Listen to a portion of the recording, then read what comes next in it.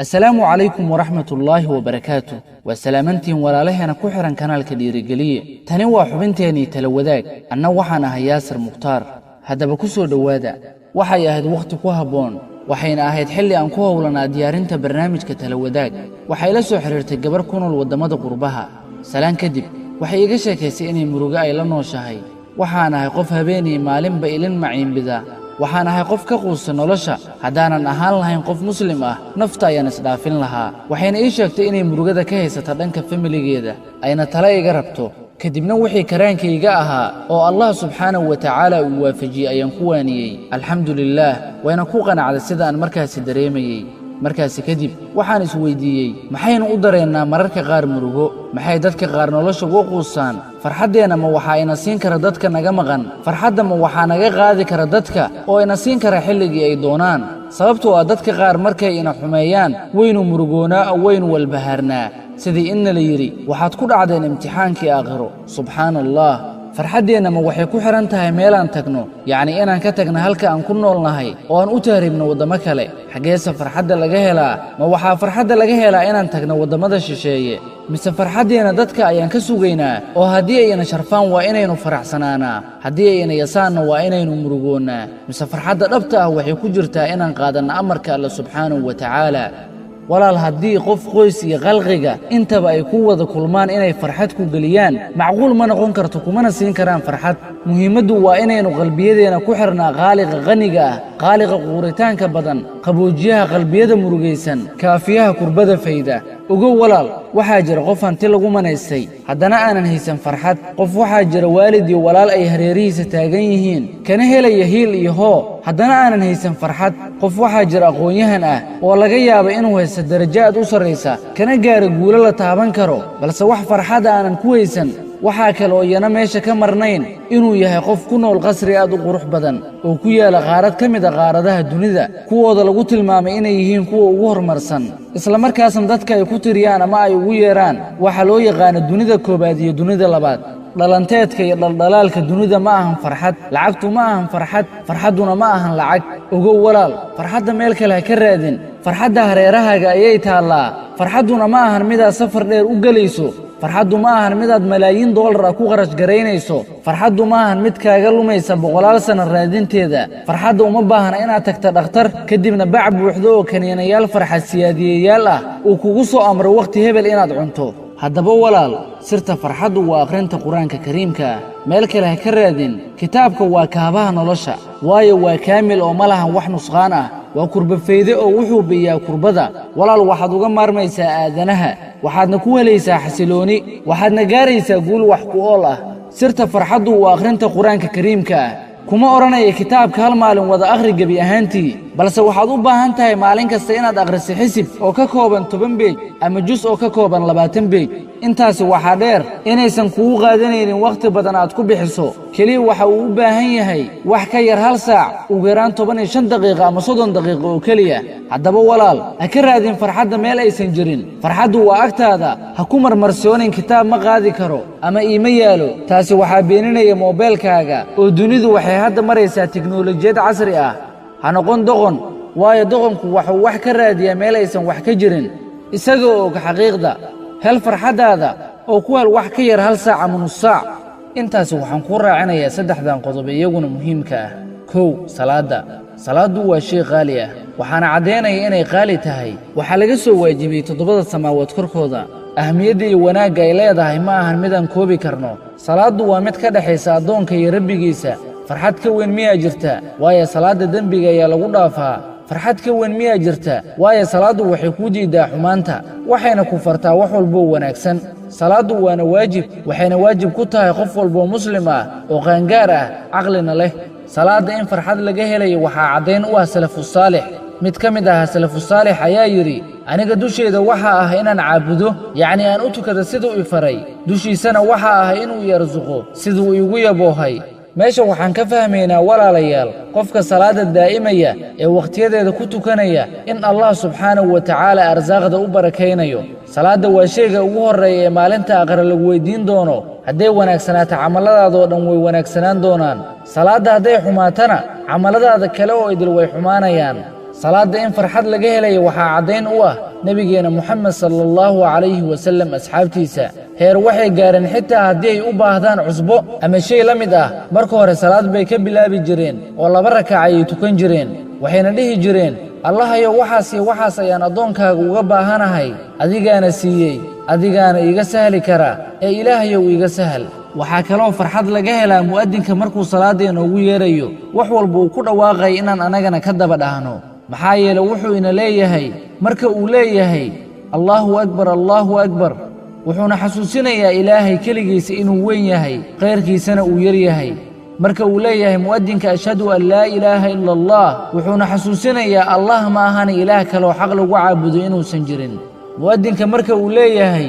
ashhadu anna muxammadan rasuulullah wuxuu ina xasuusinayaa nabigeena suubanaa muxamed sallallahu calayhi wasallam mu'adinka markuu leeyahay xaya cala asalaah wuxuuna xasuusinayaa salaada inagu waajibka ah mu'adinka marka uu leeyahay xaya cala alfalaax wuxuu ina leeyahay u kaalaya liibaanta adduunye iyo liibaanta aakhiro mu'adinka marka uu leeyahay allahu akbar mar labaad ayuu ina xasuusinayaa in allah uu weyn yahay khayrkiisana uu yar yahay mu'adinka marka uu leeyahay laa ilaaha ila allah wuxuu ina xasuusinayaa kelimadda tawxiidka walaalayaal waxaad ogaatiin aadaanka inuu yahay dacwo dhammaystiran waxaana nalaga rabaa walaalayaal mu'adinkaas aan hadda soo tilmaannay oo inoogu wacayo liibaanteena adduunye middeena aakhiro oo inoogu wacayo wanaaggeena iyo farxaddeenna inaan ajiibno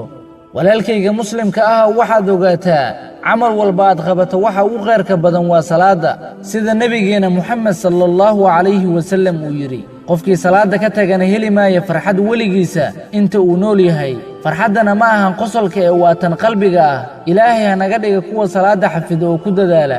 2 ducadu waxaa laga helaa farxad sida uu inoo sheegay nebigeena moxamed sallallahu calayhi wasallam isagana uu samayn jiray maxaa yeelay nebigeena moxamed sallallahu calayhi wasallam wuxuu akhrin jiray mar walba uu dareemo murugo haba yaraatee duco waxaana ka mid ahaa ducooyinkuu ku ducaysan jiray kuwan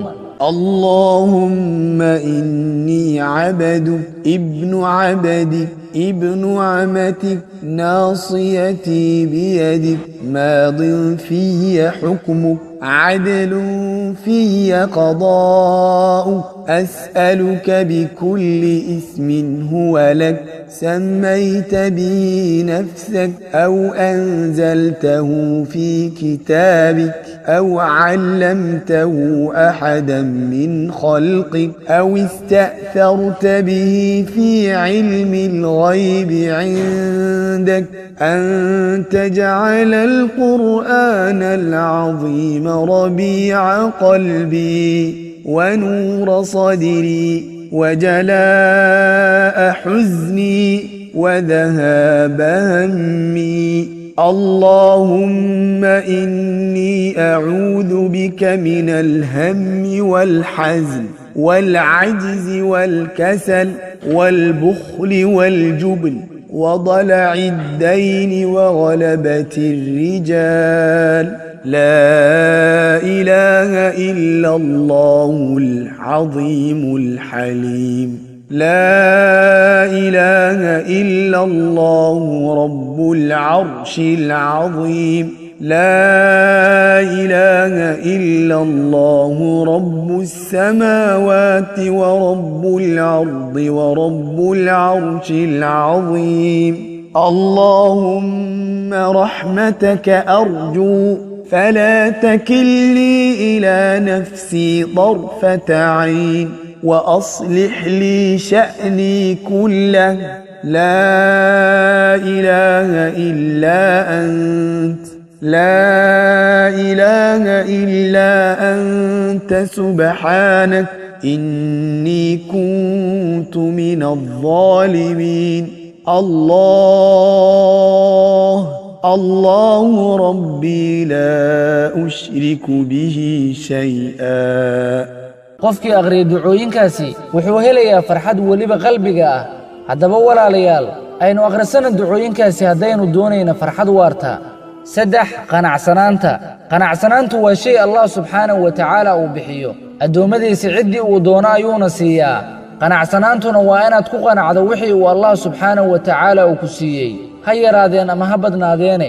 haddaba waxaad ogaatiin qanacsanaantu inaysan ahayn mid dheeldheel lagu helo ama la iska dhigdhiga qof qanacsan ee waa wax Allah subxaanahu wa tacaala uu bixiyo haddaynu doonayna inaan qanacsanaanno waa inaynu Allah subxaanahu wa tacaala uga mahdinaa in badan wixii uu ina siiyey qanacsanaanta furaheedana waa inaad in badan ku mahdisa Allah subxaanahu wa tacaala waadna heli doontaa inshaa Allah waxaan idinla wadaagayaa qiso caddaynaysa in qanacsanaanta laga helo farxad oo haddii aad ku qanacsan tahay waxa aad haysata aad tahay qof faraxsan qisadani waxaan la kulmay maalin aan u socday jaamacadda bal haddaba ila eg qisadan cajiibka ah waa maalin khamiis ah abbaare 8 subaxnimo aniga waxaan u socdaa jaamacadda waddada tagta jaamacadda ayaan hadda marayaa bal joog wax cajiib ah ayay hadda indhahaygu arkayaan waa ciyaal waa ciyaal weliba aad ayay u qaylinayaan waddada dhexdeeda ayayna ku ciyaarayaan kubad weliba iyadoo ay waddada tahay mid aad u ciriiri ah gawaari fara badanna ay marayaan taas waxaaba u dheer inay wataan dhar aad u wasaqaysan kuwa qaarna wasaqda waxaa u dheer arad oo maryahoodu way jeexjeexan yihiin waxaasoo idilka soo gudub intan oo xaaladda ah aniga imay cajabin balse arrinka aadka ii cajabiyey wuxuu ahaa sida ay u faraxsan yihiin iyo qaabka cajiibka ah ee ay wejiyadooda uga muuqatay farxad iyaga oo kolba dhan u weriyanaya kubad waan istaagay waxaana bilaabay inaan isweydiiyo sababta ay carruurtan yar sidaasoo dhan ay ugu faraxsan yihiin kubaddayayna ku faraxsan yihiin kubaddayayna ku faraxsan yihiin weliba ay ku ciyaarayeen meel aanan munaasib ku ahayn way faraxsan yihiin iyagoo wata dhar wasaqaysan way faraxsan yihiin iyagoo laga yaabay inay haysato duruufo u gaara sidaasi oo ay tahay haddana way faraxsan yihiin bal aan ku su'aalay maxaa dadka qaar u diiday farxadda iyagoo taajiriin ah haddiiba lacagta ay keenta farxad maxay tahay sababta ay dadka qaar u farxi la'yihiin iyagoo jooga kuna nool waddamo lagu tilmaamay inay yihiin kuwa ugu horumarsan adduunyada oo ay dhinac welibana ka hormareen haddiiba farxadda laga helo waddamadaas maya hadda kadib looma baahna inaynu sidaas u fikirno waddo qaldan ayaynu ka raadinaa farxadda waddo qaldan ayaynu ka eegnaa nolosha iyo mustaqbalka balse taa beddelkeedu waxaynu ka helnaa khasaare iyo geeri geeri ayaynu ka helnaa oo sannad weliba boqolaal dhallinyarteennaha ayaa ku dhimata waddadaas qaldan haddaba farxaddeenna anagaa samaysan karnaa ee aynu u dagaalanna farxaddeenna waxaa laga yaabaa inaanan ahayn hantiilayaal waxaa laga yaabaa inaanan ahayn haliyeeye caanka ah gobollada iyo magaalooyinka ay ku nool yihiin waxaa laga yaabaa inaanan lahayn sare dhaadheer waxaa laga yaabaa inaanan ahayn ganacsadayaal waaweyn cayaaryahano caga fudud iyo siyaasiyiin saamayn badan waxaa laga yaabaa inaanan qurxoonayn waxaa kaloo laga yaabaa inayna haystaan dhibaatooyin badan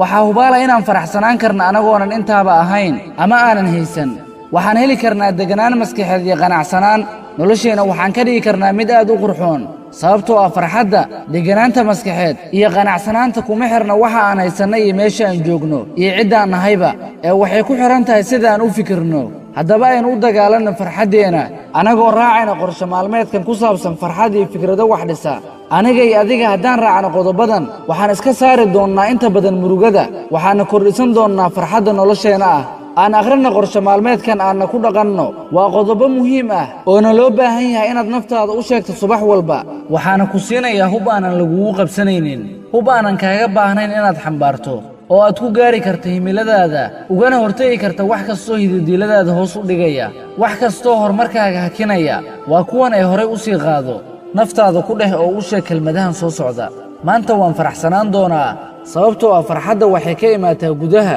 ee maahan wax ka yimaada dibadda maanta waxaan isku dayi doonaa inaan nafteeda ku xakameeyo sida ay tahay iskuma dayi doono inaan xakameeyo wax weliba si aan u helo waxa aan doonayo waxaan ku raalli ahaanayaa qoyskayga iyo ganacsigayga oo ku qanacsanaanayaa sida ay yihiin maanta waxaan ilaalin doonaa jirkayga oo waxaan siin doonaa jimicsi waana ka taxadari doonaa waana nafaqayn doonaa oo kuma tacadin doono mana dayici doono waxayna middaasi ii noqon doontaa mid horumaraysa noloshayda